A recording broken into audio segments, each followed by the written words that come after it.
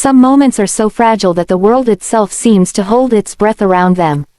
They arrive quietly, uninvited, and once they pass, nothing ever fits the same way again. For Ethan Miller, that moment began on a gray Tuesday afternoon, the kind of day that blurred into every other day of his life since becoming a single father. The sky outside the glass walls of Whitmore and Company was heavy with clouds, the color of unspoken grief.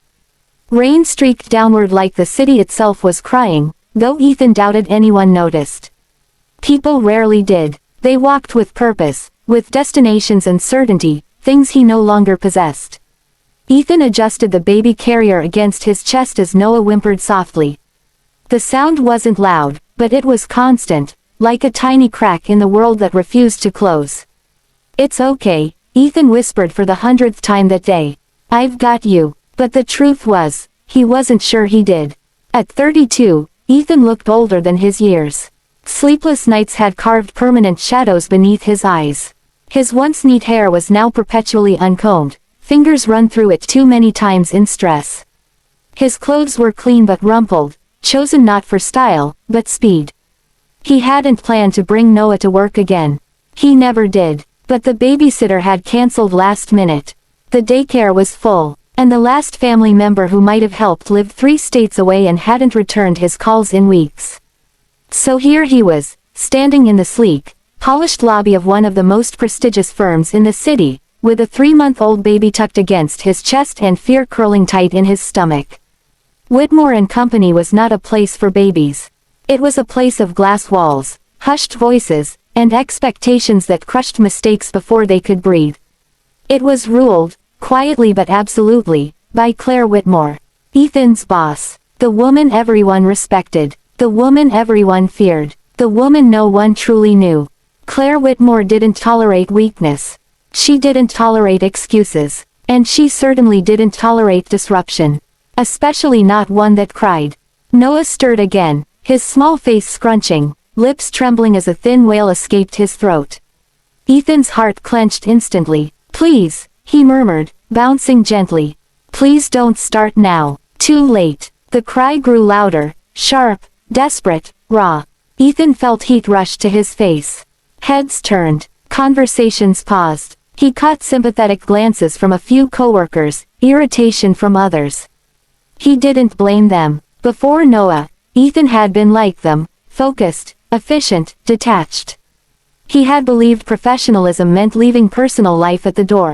Now he knew better. Personal life didn't stay behind. It followed you everywhere. Ethan hurried down the hallway, shoes echoing softly against the marble floor, his heart racing faster with every step. He passed conference rooms, offices, people who pretended not to stare.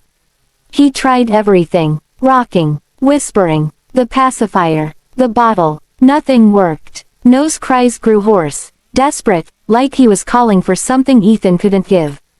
And that broke him more than anything else. Because it wasn't just hunger or discomfort. It was loss. Ethan felt it deep in his bones. 3 months ago, he had stood in a hospital room filled with machines and bright lights and the unbearable silence of finality. He had held his wife's hand as it grew cold, while doctors placed a crying newborn into his arms. Joy and devastation, arriving together, inseparable. He had learned that day that love could coexist with pain so deep it stole your breath. Now, as Noah cried against his chest, Ethan felt that same helplessness wrap around his ribs. "I'm sorry," he whispered, voice cracking.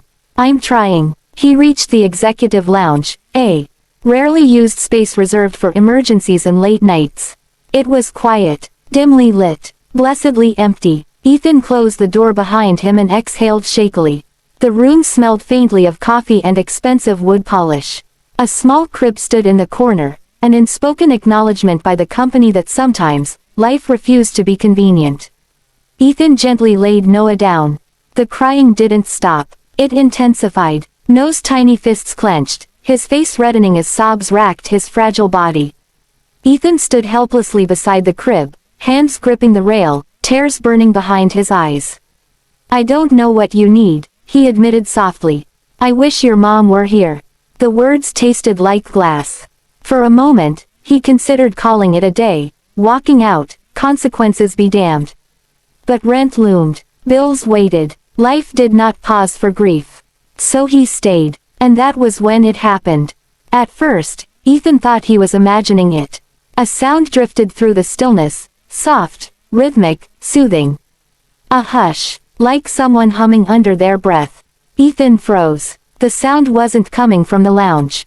It was coming from across the hall. From Claire Whitmore's private office.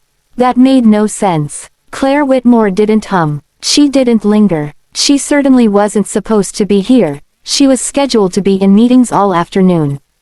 Curiosity mixed with confusion as Ethan stepped toward the door.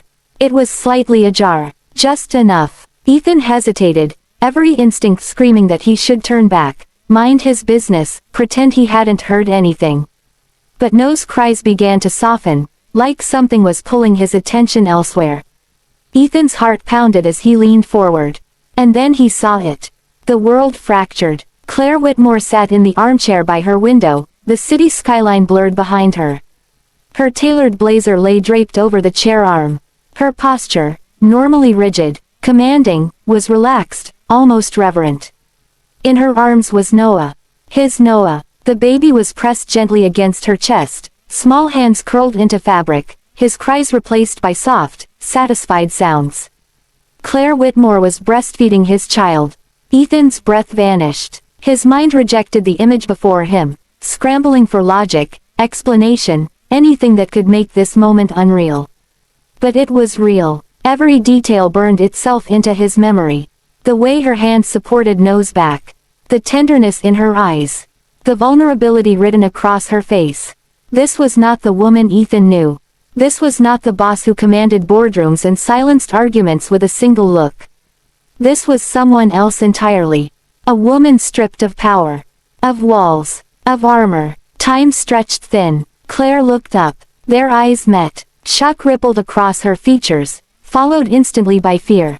Then something deeper. Something like sorrow. She started, then stopped. The silence between them screamed. Ethan's body finally remembered how to breathe, though each breath hurt. His hands trembled at his sides. I can explain, Claire said softly. Her voice wasn't cold. It wasn't sharp. It was human. Ethan wanted to speak, to demand answers, to apologize, to flee, but no words came. His throat felt sealed shut. This moment wasn't just unexpected. It felt forbidden, sacred, like walking in on a truth never meant to be witnessed. Noah sighed contentedly in her arms, utterly unaware that the universe had just shifted. Ethan stared at his son, then back at Claire. 1,000 questions raced through his mind. Why? How? Since when? But beneath them all lay one undeniable truth. For the first time in days, Noah was calm. And Ethan didn't know what that meant. Not yet. But he knew, deep in his soul. This was the moment that shouldn't have existed. And yet, it did. And it would change everything.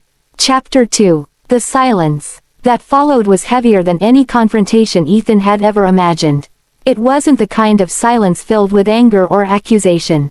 It was fragile, thin as glass, where a single word could shatter everything. Ethan stood frozen in the doorway, unsure whether moving forward would be an intrusion or stepping back would be an act of cowardice. Claire was the first to move. With deliberate care, she shifted Noah slightly, ensuring his comfort before gently easing him away. The baby stirred, lips twitching, then settled again, peaceful, content, alive in a way Ethan hadn't seen in days. Claire rose slowly, as if afraid sudden movement might break something unseen. She walked past Ethan without meeting his eyes and placed Noah back into the crib in the executive lounge. Her hands lingered longer than necessary, smoothing the blanket, brushing his tiny fingers. Only then did she straighten. Only then did she look at Ethan. I never meant for you to see, she said quietly. Her voice trembled, not with fear of consequences, but with something far more vulnerable. Exposure. Ethan swallowed hard. His chest felt tight, crowded with emotion he didn't yet have names for. I didn't mean to. I heard something, he replied, words clumsy, inadequate. He wouldn't stop crying. And then, he did. Claire nodded, as if that explained everything. For a long moment, neither of them spoke. Outside the rain had softened, tapping gently against the glass, as though the city itself was listening. "I should explain," Claire said finally. "You deserve that." She gestured to the chair across from her office. Ethan hesitated, then sat, his body heavy with exhaustion. Claire remained standing, arms folded, not defensively, but as if holding herself together.